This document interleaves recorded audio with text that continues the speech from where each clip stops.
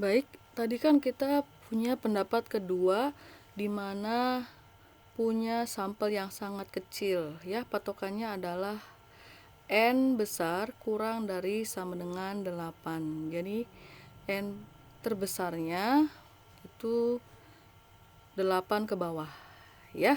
Berarti kita bisa gunakan contoh yang tadi di awal yang termasuk ke dalam sampel kecil untuk pendapat pertama ya. Kita lihat dulu bagaimana cara menemukan titik kritisnya. Menggunakan tabel nilai kritis khusus yang di sini akan menemukan yang namanya probabilitas ya. P ini singkatan dari probabilitas dari U. Dalam tabel tersebut ada 3 komponen. Yang pertama, komponen N1 atau NX, kemudian N2 dan juga U. Ya, U di sini pilihlah U yang terkecil di antara X atau Y. Nah, kemudian diketahui nanti ada P atau probability, P value yang akan dibandingkan dengan alpha. Jadi dalam tabel tersebut sudah ada P value. Tinggal dilihat berdasarkan N1, N2 dan juga U. Ya, kriteria pengambilan keputusannya seperti ini. Jika probability dari U kurang dari alfa, maka tolak H0, dan juga jika probability dari U lebih besar atau sama dengan alfa, maka terima H0. Jadi ingat dengan P value pada uji U dan uji T dan uji Z sebelumnya ya. Seperti itu, sama. P value atau PU adalah posisinya sama dibandingkan dengan alfa. Nah, seperti ini adalah tabelnya. Untuk N2 sama dengan 3, nah diperolehlah di sini N1-nya 1, 2, 3. N2 sama dengan 4 juga 1, 2, 3, 4. Untuk yang bagian vertikal disitulah ada U-nya. Jangan salah, jangan lupa U yang dipilih adalah U yang terkecil. Berikutnya adalah untuk N2 sama dengan 5. Juga ada 5 untuk N1-nya.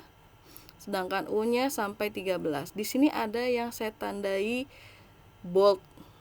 Ini merupakan titik kritis yang akan kita pakai pada contoh berikutnya ya, 0,365. Oke. N2 sama dengan 6, N2 sama dengan 7, mohon maaf.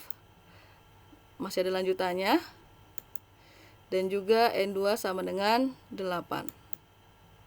Nah, contoh, kita pakai soal yang di awal tadi yang merupakan sampel kecil untuk pendapat pertama. Ya.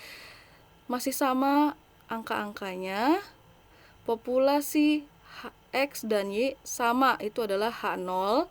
Populasi X dan Y tidak sama, itu adalah H1. Ya, sama dalam hal apa? Maksudnya adalah seragam. Keseragaman itu yang akan kita cari. Pada rumus dan contoh soal sebelumnya kita peroleh NX adalah 4, NY adalah 5, WX adalah 18, WY adalah 27. UX-nya juga sudah diketahui 8 dan UY-nya adalah 12. Pilihlah U yang paling kecil yaitu 8.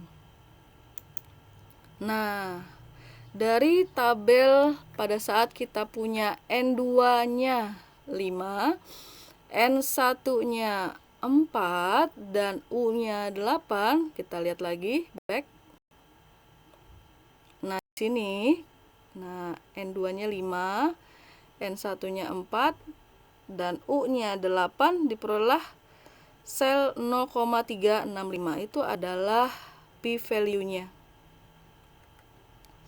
Dan ternyata P value-nya lebih besar dari 0,05. Makanya terima H0. Ya. Dan juga tulis lagi kesimpulannya. Seperti itu. Kalau kita back beberapa slide, Ya, soal yang pertama tadi, apakah hasilnya sama? Nah, di sini H0 juga diterima.